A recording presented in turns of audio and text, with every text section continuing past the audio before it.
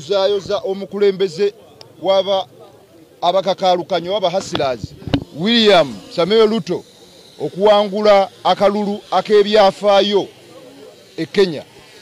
Ekyokubiri ku programu yaffe tugenda kulaunchinga leero Hustlers Movement Uganda chapter. Era abakulembeze bano bootunuulidde wano mu biti byabwe bajja kubabuulira ebiti byabwe kuba bonna bano be bakulembeze b'ekisinde ekiyitiddwa Hustlers Movement Uganda chapter. Nali Kenya ng'omutunuulizi ow'akalulu era neneerabirako n'agange. I participated era mu kubeerayo nendaba maturity okukula okwa democracy e Kenya. Tuyozaayoza abana Kenya okutuuka ku buwanguzi obwo. Tewali muvuyo mu campaign, tewali muvuyo mu kulonda, tewabadde muvuyo nga n'akalulu kawedde.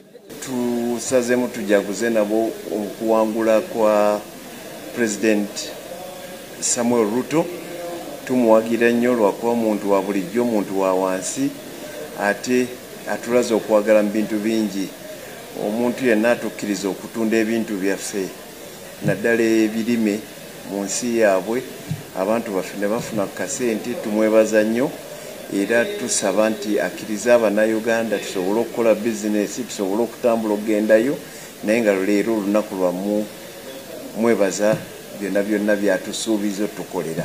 Twayise mu ofisi y'abasocialite mu Uganda. Abasocialites twagala nnyo okubeera nga tuli ku mulamu gumu ogwa East Africa.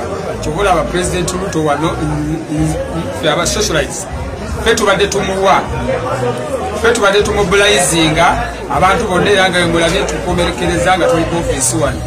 Neera tusaba Bannayuganda mwenna mwebale kutwagala bannange, mwebale kwagala Ruto era temukoma okwo, tukyamubulizinga nnyo era Ruto ne wanajja kujjawo tugenda kumusaba ajje wano nga we tukomekereza wano ku ofisi y'abasocialite era ajja kujja wano wennyini nnyini.